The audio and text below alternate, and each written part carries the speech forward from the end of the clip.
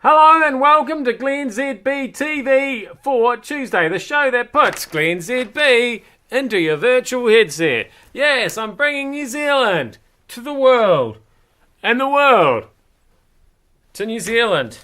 And I've got to say, I was a bit confused about the whole scenario, but now that Paul Oakenfold has played Stonehenge, it all makes perfect sense to me now. Those Russian tourists were in Salisbury. They obviously just wanted to get there early so they wouldn't miss this iconic DJ, him, in a puffer jacket, playing Stonehenge. It all makes everything about it makes sense. Apart from the fact that somebody thinks that Paul Oakenfold is still iconic.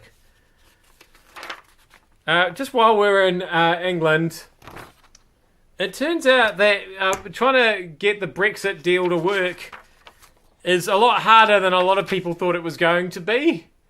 And I think Philip Hammond especially has been up late. Look at the whew. I mean, I don't get a lot of sleep during the week because I get up in the middle of the night to come to work in breakfast radio. But I hope I don't look quite as rough as the Chancellor of the Exchequer, Philip Hammond, does right at the moment. Poor bastard. Here's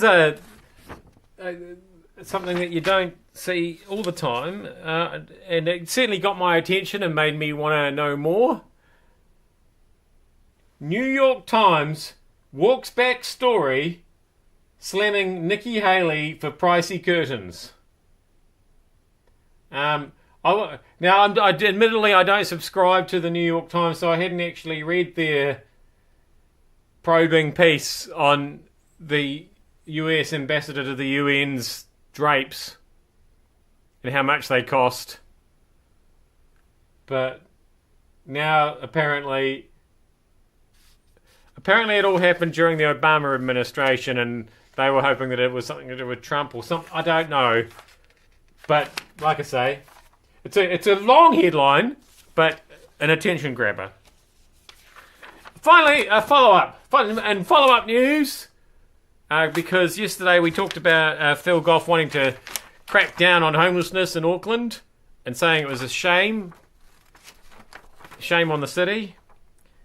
So he went out and helped count last night. He was one of nearly 1,000 people who volunteered to go and count the homeless. He donned a beanie and tried to stay discreet. He just wanted to do the job. He didn't want to draw attention to himself. Unfortunately, he may have spent so much time putting on his discreet outfit that it was near the end of the night by the time he finally got out there, and he only got to see 3 people.